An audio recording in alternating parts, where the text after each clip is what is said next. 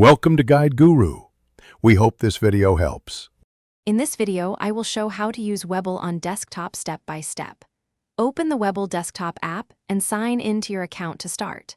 I will guide you through setting up your watch list, placing a simple order, and tracking positions with charts.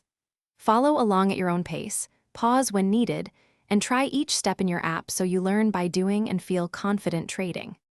Create a watch list and add tickers you want to monitor, then customize columns so you see the data that matters most.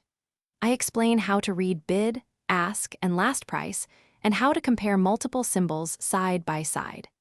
You will learn to set price alerts and use news snippets to stay informed, making monitoring efficient without overwhelming your screen or your day. I will walk you through placing an order step by step, starting with choosing market or limit and setting the quantity.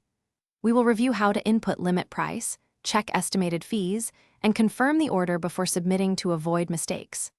After placing it, you will learn to track status in orders, cancel or modify if needed, and understand basic order types so your trades match your strategy. Thanks for watching. Consider subscribing if we helped you today.